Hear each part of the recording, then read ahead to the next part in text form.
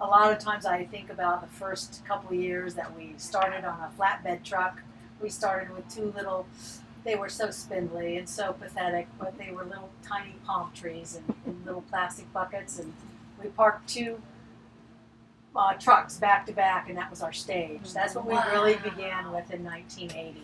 So it has really grown a lot and has captured the imagination of the country, really, and was meant to bring together so many different types of people, from Europeans that visited from all over the world to our communities to all the organizations that we serve, families that came.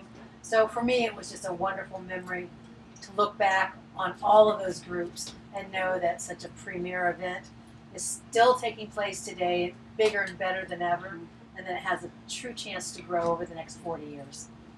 That's awesome. Anybody else? Well, I was one of the first volunteers because I guess I came from a musical family, and I enjoyed the idea of having jazz, live music in Clearwater. And I lived nearby, and I ran down and volunteered for a lot of the meetings. And pretty soon I was on different committees and helping arrange things that happened in the early days. And back in the 80s, we had very few musicians. We had one or two acts on the stage, where now we have four full days of music. And the music for me is the most exciting part of the jazz holiday for me. So seeing it grow to where we are today and having the music evolve from just jazz to all types of music and all different genres has been very, very rewarding for me. Well, I think I wandered down to Coachman Park in the first or second year, and somehow I got put to work right thereafter, and my first job was, I don't think we had paid people to climb to the top of scaffolding and shine lights on the stage. And then I got to do other volunteer things every year and ended up on the jazz force. And 10 years in, 1990, we got a little big for the Clearwater Chamber of Commerce, who had started us, and they decided we needed to spin off, and we kind of all looked at each other, and there was no doubt we were going to keep the music going, and everyone has all these years. Right. So our foundation was formed in 1990. And it gets bigger and better every year, and I think it's the community partners, the great sponsors, but certainly the incredible volunteers.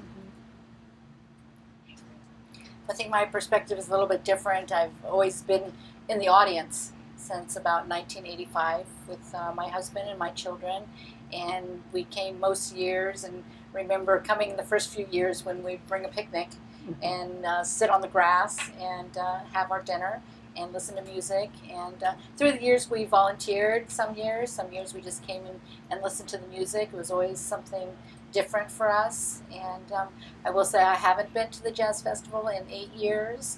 After my husband passed away, I didn't want to come. It was too hard for me. It was something he loved desperately. He really loved the music. And I'm just really blessed and honored that these ladies found me and asked me to come back this year, because I think it's a great thing, and I'm glad to be here this year.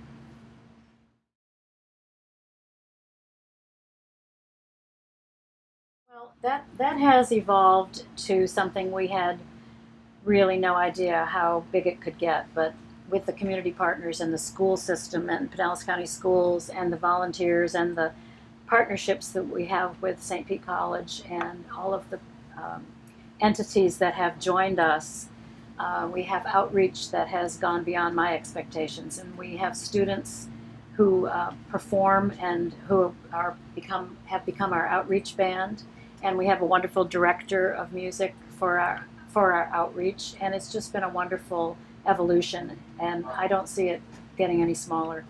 I think for me, the perspective of educating kids around music, just tonight, to watch them out on stage with all their instruments and the excitement on their face, to be a part of an authentic, 4-day festival that brings people in from all over the world, you can see in their face the fact that they're learning a lot and that they're excited about learning. And I think just to watch that grow in all the schools and all the people that have the cast of thousands that it takes to have put this information at the fingertips of these kids who will then go on in future generations and talk about music and know things about it because they've participated in an authentic experience.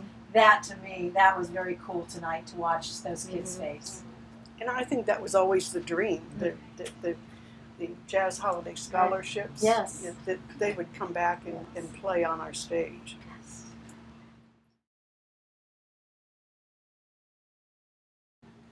I like the fact that when I first walked in here after being away for a couple of years, there were familiar faces. Oh, good. Yeah. And the same great folks are keeping the music going.